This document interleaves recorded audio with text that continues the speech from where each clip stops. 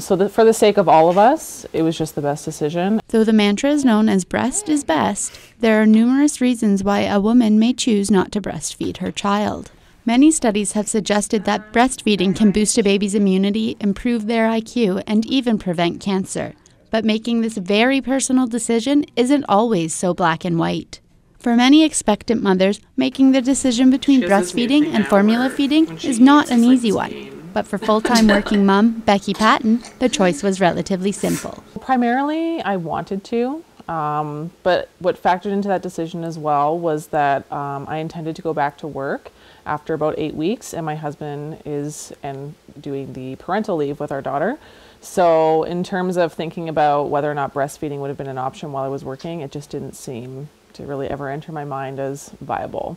For others, like stay-at-home mom Andrea Blythe, the countless benefits of breastfeeding simply cannot be ignored. Breast is best is what I've always thought. So I thought, first of all, about the well-being of my son, and then the cost obviously factored in, and convenience. I can't imagine waking up at 3 o'clock in the morning and having to go downstairs, prep a bottle, all while your baby's screaming to be fed. Every mother has a different set of expectations when it comes to deciding how to feed their baby. Right? As certified doula Rebecca Searle explains. Supporting her baby. So it would always be, what are your goals, or what is the mom's goals in breastfeeding, and how can we make that happen? And that's also defining her own success. Society seems to put such a great emphasis on the promotion of breastfeeding, as it is easy to scroll through internet search engines and find article after article and opinion after opinion supporting breastfeeding mothers. But what does this mean for mothers who choose to formula feed?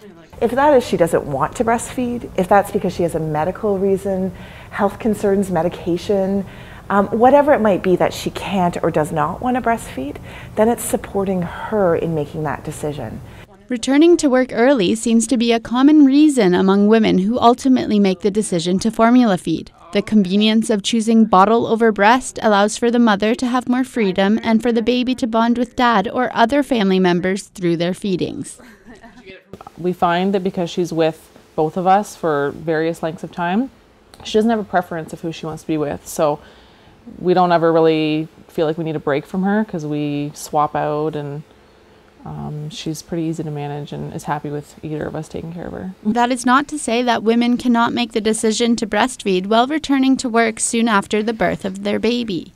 But do workplaces allow for ample opportunity to make a breastfeeding working mother a common reality? We take for granted that everyone's going to take a year off. And that just isn't the case. Some people are self-employed. Some people really need the income, and when they have to go back. There's lots of different circumstances. But I think what we don't realize is that in Ontario, we have a human right to have time to pump in a safe place and put our breast milk somewhere safely, or have someone bring our baby to us when we go back to work. For new parents, determining whether breast or bottle feeding is the best choice will take both time and research. Awareness and open discussion will allow families to make the best decision for themselves. As parents, you do the best that you can with what you know and what you have and what's available to you. And I don't think that women who formula feed should be criticized or critiqued for their choice, because they're doing what's best for their family. Well, I guess what I think there needs to be is more of an open dialogue about it, and more people maybe admitting that they did choose formula, because I think people are afraid to say it.